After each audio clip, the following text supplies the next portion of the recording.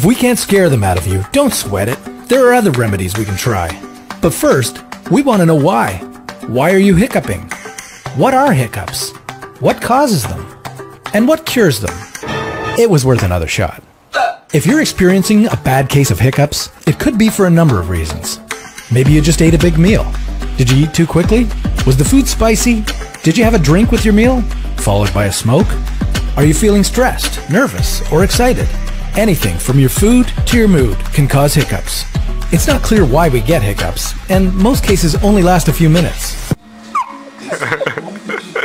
While we often see hiccups as a funny little nuisance, they can also warn of something serious going on in your body. Inhale, exhale. We take about 23,000 breaths a day, but we don't really pay attention to our breathing, unless there's something wrong. When you breathe normally, the diaphragm, a dome-shaped muscle at the base of your lungs, contracts. It pulls down to fill the lungs with air, and then it relaxes to let the air out. With such an important role to play in our survival, perhaps it's no surprise that the diaphragm is a prima donna. Sometimes it's the small things, like chewing gum, that can irritate your diaphragm and throw your breathing out of sync. You take a sudden gulp of air, your diaphragm contracts to expel what you just breathed in. On its way out, that air is trapped by the untimely closure of your vocal cords. The connection between eating, carbonated drinks, smoking, and hiccups now makes a little more sense. These are all stimuli that tend to stretch the stomach, commonly resulting in...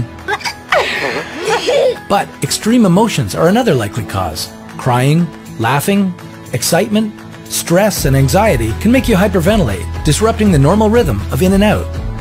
Some get it worse than others. In the span of a minute, people have been known to hiccup as many as 60 times. While most bouts only last a few minutes, a serious case can last for several hours, and even days. If you've been hiccuping for 48 hours straight, it's time to call a doctor. Persistent hiccups can be a symptom of something serious, such as pancreatitis, liver cancer, meningitis, hepatitis, or pregnancy.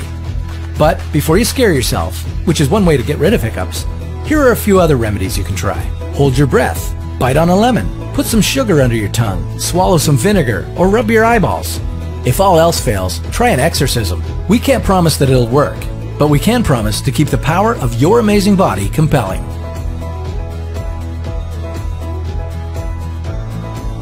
We all hate the hiccups, but maybe not as much as Charles Osborne did. A burst blood vessel in his brain caused him to start hiccuping in 1922, and it didn't stop for the next 68 years.